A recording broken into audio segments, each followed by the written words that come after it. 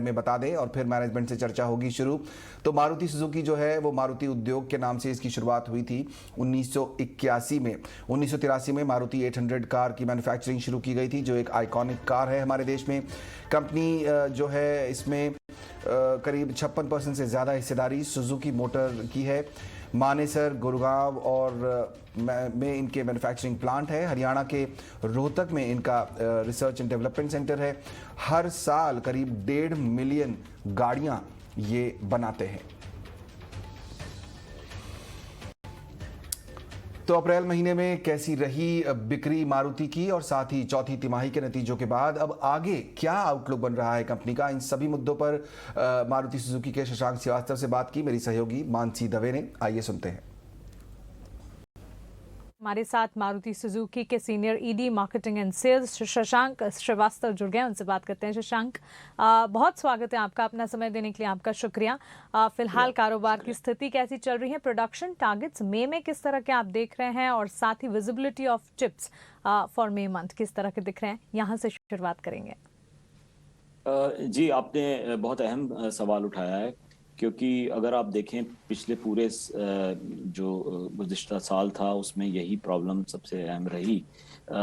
Demand की उतनी समस्या नहीं थी जितनी कि हमने सप्लाई सिचुएशन में देखी, और उसका नतीजा ये हुआ कि हमारा जो नंबर ऑफ जो पेंडिंग बुकिंग्स थी वो करीब 3.25 लाख तक पहुंच गई थी। इस समय 3 लाख के करीब पेंडिंग बुकिंग्स हैं। तो जाहिर सी बात है कि सबसे बड़ी समस्या इस समय ऑटो इंडस्ट्री में ये इसकी अवेलेबिलिटी की है, और हम कोशिश कर रहे हैं अपने प्रोडक्शन को कितने जल्द ज़्यादा से ज़्यादा बढ़ा सकें। जहाँ तक मई के महीने का सवाल है, मई में भी और जून में भी हमने पहले भी ये बताया है कि इस क्वार्टर में भी सेमीकंडक्टर इशू के चलते प्रोडक्शन में कुछ इफेक्ट रहेगा, और ये हम बहुत ज़्यादा उसको क्वांटिफाई नहीं कर पा रहे हैं एग्जैक्ट, और इस वजह से नहीं कर पा रहे हैं क्योंकि विजिबिलिटी जो है अवेलेबिलिटी की वो बहुत क्लियर नहीं है। It's a very complex situation, बहुत पेचीदगी है इस पूरे मंजर में, क्योंकि हम ये सिर्फ मारुति सुजुकी ही नहीं बल्कि मुल्क के बाकी जो मैन्युफैक्चरर्स हैं वो भी इससे अफेक्टेड हैं, और सिर्फ हमारी ही कंट्री के नहीं बल्कि आलमी तौर पे ग्लोबल वर्ल्ड में भी यही समस्या है। So this quarter will be affected, but going forward we are not very clear कि वो एक्सटेंड कितना होगा, क्योंकि विजिबिलिटी अभी भी लिमिटेड है।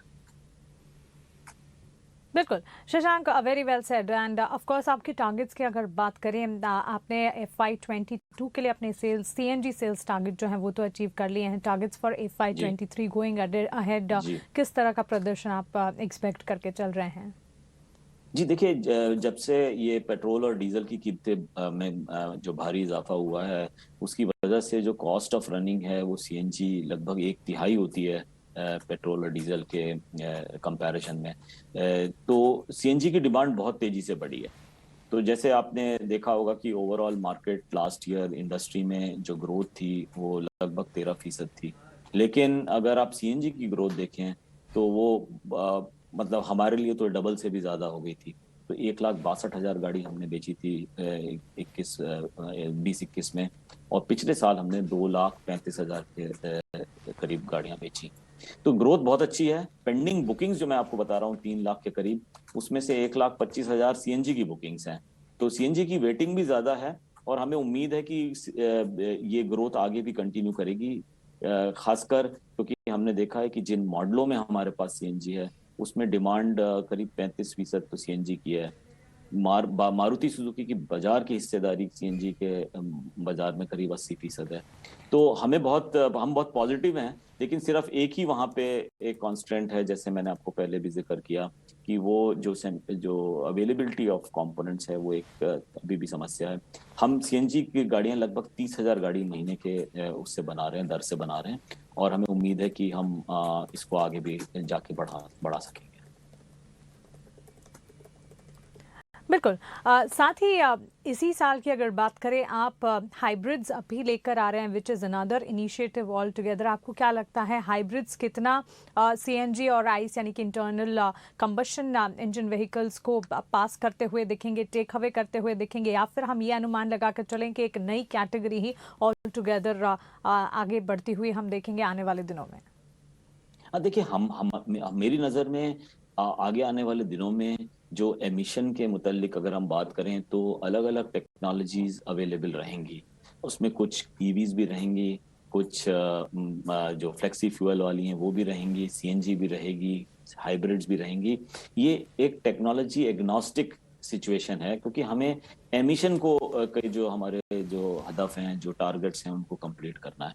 तो ये चीज जो है आप आगे भी देखेंगे कि it will not be one technology but it could be A mix of technology. और इसीलिए मैं कह रहा हूं कि वो सीएनजी तो ग्रोथ करेगी ही करेगी, हाइब्रिड भी बहुत बढ़िया ऑप्शन है। वो इसलिए अच्छा ऑप्शन है क्योंकि मैं स्ट्रॉन्ग हाइब्रिड के मुतालिक बात कर रहा हूं। वो इसलिए स्ट्रॉन्ग इसलिए बहुत अच्छा ऑप्शन है क्योंकि इसमें चार्जिंग इंफ्रास्ट्रक्चर की जरूरत नहीं है। गाड़ी की बैटरी अपने आप ही चार्ज होती है, जो रीजनरेटिव चार्जिंग जिसको कहते हैं, गाड़ी की ही चलने से ही वो चार्जिंग होती है। तो वो इंफ्रास्ट्रक्चर नहीं है। दूसरा, उसकी जो कीमतें हैं वो उतनी ज्यादा नहीं बढ़ती हैं जितनी ईवी की होती हैं। ईवी की कीमतें लगभग 2-2.5 टाइम्स होती हैं compared with the petrol version. तो both from cost of acquisition aspect and from the charging infrastructure aspect, ये strong hybrid are a very good solution. और मेरे ख्याल में ये एक अच्छी कैटेगरी उभर के आएगी आगे आने वाले दिनों में। और हमारी यही उम्मीद है कि जब तक वो प्योर ईवी पे पूरा ट्रांजिशन नहीं होता है, ये एक बहुत ही अच्छा ऑप्शन है।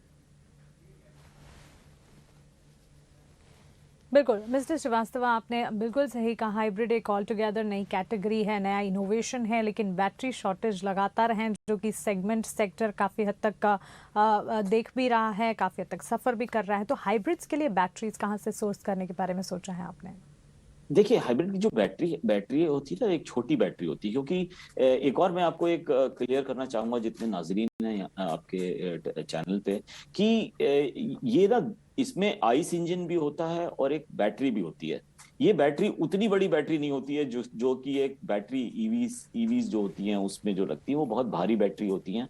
इसमें इसकी बैटरी इतनी ज्यादा नहीं होती है। लेकिन जो शॉर्ट डिस्टेंसेस हैं, जैसे शहर में है या जहाँ पे गाड़ी एक पर्टिकुलर स्पीड पे चल रही, क्रूज कर रही है, उस समय जो है सिस्टम ईवी पे रन करता है, जो इसकी बैटरी है उसके ऊपर रन करता है। इसीलिए इसकी फ्यूल एफिशिएंसी बहुत अच्छी होती है। तो ये चीज इसकी एक स्पेशल क्वालिटी है कि ये दोनों तरह का फायदा देती है। और कई बार ऐसा होता है जब कहीं आपकी बैटरी का चार्जिंग पूरी नहीं होती है, तो खुद चार्ज होती है, लेकिन अगर कहीं कुछ दिक्कत आती है आपको, तो always the ice engine is available. तो जो रेंज एंग्जाइटी होती है कंज्यूमर्स की, वो नहीं होती है इसमें। तो उस हिसाब से अगर आप देखा जाए तो जो हाइब्रिड के लिए जो बैटरियां भी हैं, वो मारुति सुजुकी के पास has made investments earlier on, and definitely those batteries also we would like to source from here only. Okay, बिल्कुल शशांक, साथ ही अगर आप एक अनुमान हमें आगे चलकर आपके मार्जिन्स को लेकर अगर बताना चाहें, particularly Q1 FY23 and beyond के लिए मार्जिन एक्सपेक्टेशंस क्या कुछ लेकर आप चल रहे हैं? देखिए, ये पूरा डिपेंड करता है कि कॉस्ट स्ट्रक्चर कैसे चेंज होता है, और हम उसको पूरे हर समय उसको मॉनिटर करते रहते हैं। अभी आपने देखा होगा, हमने Q4 के अभी रिजल्ट्स अनाउंस किए, और पूरे साल के जो रिजल्ट्स अनाउंस किए उसमें जो मार्जिन है वो बढ़ा है दो वजह से। एक तो हमने जो प्राइस इंक्रीजेस ली हैं उसकी वजह से, और ऑल्सो क्योंकि हमारा जो कॉस्ट स्ट्रक्चर है उसमें जो प्रमोशन कॉस्ट हैं वो थोड़े से कम हुए हैं। तो इन दो वजह से वो जो है मार्जिन का देखा है हमने इजाफा। और ये इसी तरह से हम उम्मीद करते हैं कि आगे भी ऐसी ही स्थिति बनी रहेगी। लेकिन it all depends on how the cost structure pans out going forward. वो किस तरह से आगे निकल के आता है वो इस समय हमारे पास वो इतला नहीं है। लेकिन इट ऑल डिपेंड्स ऑन कि कमोडिटी प्राइसेस कैसे मूव करती हैं। आप जानती हैं कि कोई भी ऑटो ओईएम के लिए जो मटेरियल कॉस्ट है वो बहुत अहम है। 75 से 78% जो कॉस्ट होती है स्ट्रक्चर की, जिसमें ओईएम ऑटो ओईएम की, वो मटेरियल कॉस्ट पे डिपेंड करती है। तो इसलिए it all depends on how, and we are continuously monitoring that situation. Hopefully, we hope there will be some softening. At the moment, it hasn't really softened as much as we had expected. Okay Shashank ji, this will be my last question to you. आने वाले जी। दिनों के लिए कारोबार विस्तार plans क्या हैं, growth guidance क्या है, क्या कोई डीलरशिप ओपनिंग के बारे में अगर आप हमें कोई जानकारी देना चाहें? जी, हमारे देखिए प्लान्स जो काफ़ी स्ट्रांग हैं, इसलिए क्योंकि हमारा लॉन्ग टर्म जो आउटलुक है मतलब अपने मुल्क के लिए, खासकर ऑटो इंडस्ट्री को लेके, वो बहुत बुलिश है। तो इसलिए हमारे जो प्लान्स हैं, चाहे वो प्रोडक्ट के रिलेटेड हों या हमारे नेटवर्क के रिलेटेड हों, वो हमने काफ़ी स्ट्रांग प्लान्स बनाए हुए हैं। और इस साल, जैसे मैंने पहले भी बताया, इस साल अगर सप्लाई सिचुएशन ठीक रही तो डिमांड के एस्पेक्ट से जो एक कंसेंसस निकल के आ रहा है इंडस्ट्री में कि वो डिमांड 35 लाख के तक भी पहुंच सकती है। तो ये जो चीज, ये it all depends on the situation going forward of course, but ये कंसेंसस आ रहा है। सप्लाई अगर ठीक है, उसमें कुछ 5-6 हमने वो फ्लैग भी किए हैं, जो रेड फ्लैग्स जिसको बोलते हैं, जिसमें इन्फ्लेशन है, interest cost going up, liquidity का है, कोविड दोबारा ना एक कोई वेव आ जाए। इस तरह के कुछ पॉइंट्स हैं जो आगे आने वाले टाइम में, आने वाले वर्ष में जो है उसको अफेक्ट कर सकता है। लेकिन अगर वो सब कुछ नॉर्मल रहा, इंक्लूडिंग सप्लाई, तो हमें उम्मीद है कि बाजार में अच्छी ग्रोथ होगी इस साल। बिल्कुल मिस्टर श्रीवास्तव, बहुत शुक्रिया आपका हमारे साथ जुड़ने के लिए, सवालों के जवाब देने के लिए, और ऑल द बेस्ट आने वाले क्वार्टर्स के लिए। आपको ढेरों शुभकामनाएं। शुक्रिया। बिल्कुल, तो प्लान्स काफ़ी अच्छे हैं यहाँ पर मारुति के आने वाले समय के लिए। मार्जिन्स पर इम्पैक्ट इस बात से पड़ेगा कि रॉ मटेरियल प्राइसेस कैसे रहते हैं। सीएनजी की डिमांड काफ़ी अच्छी दिखाई दे रही है मारुति को, तो आने वाले समय में जो है प्लान्स भी उन्होंने उसी हिसाब से बनाए हैं। चलिए